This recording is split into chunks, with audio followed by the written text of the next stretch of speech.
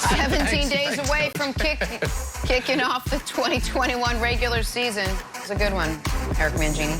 Last night, the NFL Network continued to unveil the top 100 players of 2021 as voted on by the players. They revealed numbers 11 through 20 on the list.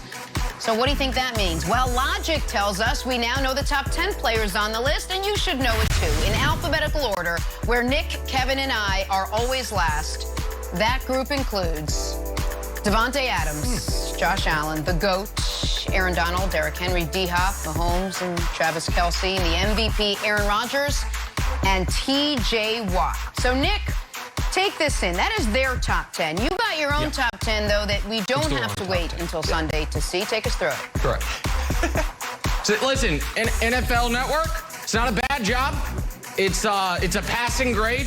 You got 7 out of 10 correct. But T.J. Watt, I hate to say it, but Josh Allen and Davante Adams are not top 10 players in the NFL. Here are your top 10 players in the NFL. They are all the best at something. Coming in at number 10, Tom Brady. He is the best. I got to give him credit. I guess he's the best leader in the NFL. And that applies not only to his own team, but to the opposing team. Like, he can mind meld the opposition. Hey, you're down 8 in the NFC Championship game. Kick a field goal. He can mind meld the officials in the Super Bowl. Hey, pass interference, it's got to be catchable. No, it doesn't. It just has to be a Tom Brady incompletion. Where he goes, winning follows. He's the 10th best player in the NFL, the best leader. Number 9 on the list.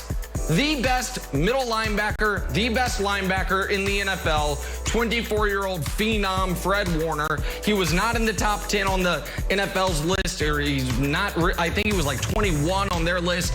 He is the linchpin of the dominant 49ers defense. He got paid as such. He's your 9th best player in the sport. Number 8, the best tight end in the NFL, coming off quietly the best tight end season ever. The most yards ever by a tight end in the season. If you add the playoffs, he had over 1,700 yards, dozen touchdowns. I think it passes Ditka's season 60 years ago and Gronk's season a decade ago as the best season by a tight end ever. 5 straight 1,000-yard seasons. Best tight end in football. He's number 8. Number 7, the best the best defensive end in the NFL. Number 6, the best wide receiver, Myles Garrett.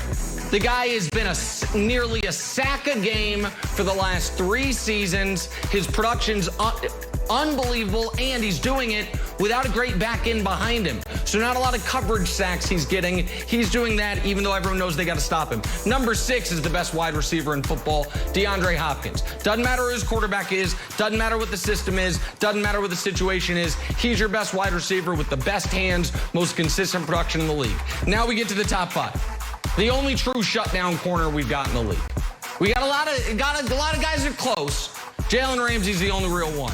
After week 1 last year, my guy allowed 24 catches on the season. 11 games held the opposing receiver to 25 or fewer yards. He's the best corner in football. Number 4, the best quarterback in the NFC, Aaron Rodgers. The guy's got no holes in his game, seems totally at peace with where he's at.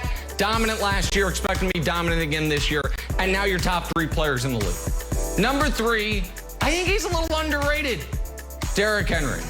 I thought he couldn't duplicate what he did in 2019. Instead, he was 30% better.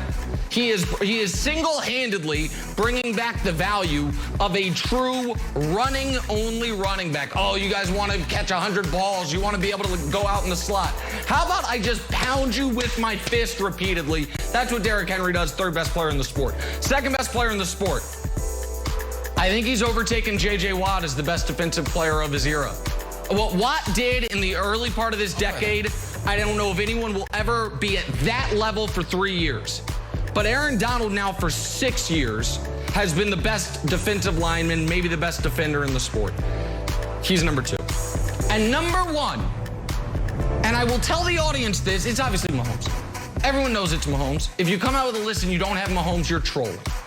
But on this list, would you believe Patrick Mahomes, not only has he never been number 1 on this list, he's never been top 3 on this list, which is why the list I'm giving you is obviously superior to the one the NFL is going to give you, because never been top 3? Oh, Mahomes, most talented quarterback of all time, never been top 3. Okay, good, smart. Yeah, we like that. He's the best player in the league. Everyone knows he's the best player in the league. You wouldn't trade him for Donald, Henry, and Ramsey. He's the most valuable guy in football. He's number 1. There it is. That's your top 10. I took a long time there because I assume this part will be very short because it's just going to be congratulations. Nick, great to have you back. That's a perfect top 10. I thank you. I assume that's what Coach going to say. Nick, I love your list, and it always excites me when you put one together.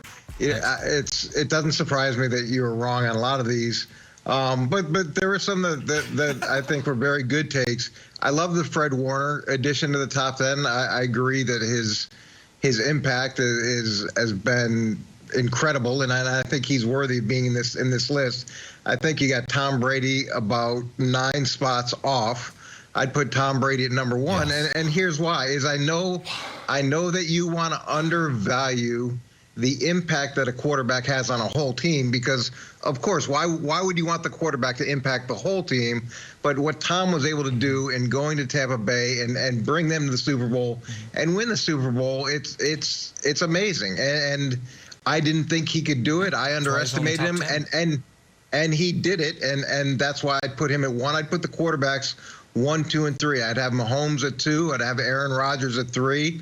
And then for me, I'd move Aaron Donald to 4 and Derrick Henry to 5. I think you made a mistake by not including Adams. He's got a higher catch percentage than Hopkins does. His numbers were pretty staggering last year and have been staggering over time. And it's not like there's always been a second threat where they couldn't concentrate and try to take him away.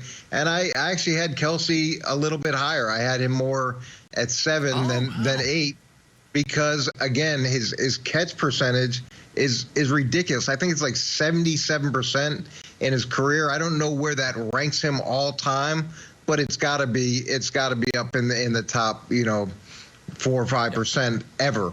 So I like that. With the other players, I think you can go either way. There's a lot of guys that could slide in and out of the top 10. T.J. Watt, you can make an argument for. And then, it was nice. You did a nice job. You did some good things.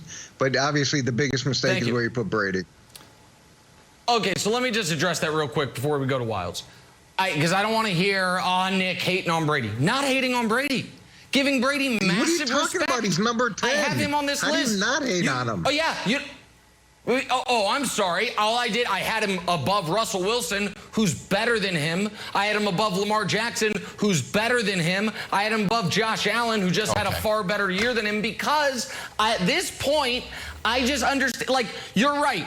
I have to there is something metaphysical with Tom that you can't quantify. Some folks would say, I prefer my quarterback not throw 3 second-half interceptions in a conference championship game. But it doesn't matter for him. So, that's me giving him massive credit, Wilds, but having him ahead of Mahomes, Coach, it's too much. Coach, it's too much. I know it's a bridge too far.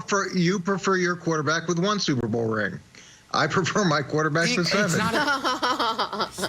Okay, all right. It's not a lifetime achievement list. All right, Wilds, go ahead. Let's just look at last year. Then. I'm just going to pile on the Brady thing. I'm going to give you an out. I'm going to give you an out, Nick. If LeBron... I don't want an out. All of a sudden became a free agent. I'm just going to put it in your world. Just going to switch it up for you. If LeBron became a free agent and say, you know what, I'm going to sign with the Pelicans. We would all say, you know what, Pelicans, chance to win the NBA championship. And I'd be like, Nick, why? The Pelicans? You would be like, well, he affects the game. He affects the game on offense. He affects the tone of the team. He affects a championship mentality that they're missing. He makes everyone better. Watch how good Zion gets with him. That's exactly what Tom Brady does. And you give LeBron all the credit for doing that stuff. But Tom Brady went to a team that was 7-9, and next thing you know, they're winning the Super Bowl. So why don't you apply the same GOAT status that you give to Brady, or excuse me, that you give to LeBron, give it to Brady too. That's a nice little olive branch to you. You've already kind of got the framework. Just extend it to Brady. Stop it. I do apply the same GOAT status. Brady is the greatest quarterback ever, but that is not a contemporaneous ranking. And I don't know what the LeBron comp of the previous year going out in the first round of the playoffs on a pick six against Ryan Tannehill would be in basketball. But if that's what LeBron had come from, if LeBron was like, well regarded as like the 18th best player in the sport and then went and won a championship with the Pelicans, he would go back into the top 10. Would he be number one? I don't know. But there are only two other quarterbacks on the list. I have Brady. Russell Wilson's not on there. Josh Allen's not on there. Lamar's not on there. Baker's not on there. I kind of wanted to put Justin Herbert on there just to watch Coach's head explode. I need to see it for 7 years before it's real. But I didn't. I put Brady and his black magic on the list. And I think he'll be even better this year because he's, if you saw it, the equipment, not the equipment manager, the ball boy is his son. And we know it's very important for Tom to have the balls prepared exactly the way he wants them. So I assume his son will help him with that. And so you got the whole thing going for him. But 10 is as high as I can go. That's as high as I can go, Wilds. It's too much. My God, trying to make him number one. It's sad that you can't give him credit for the impact that he has on a new organization. Actually, Brady was ranked 14th on this list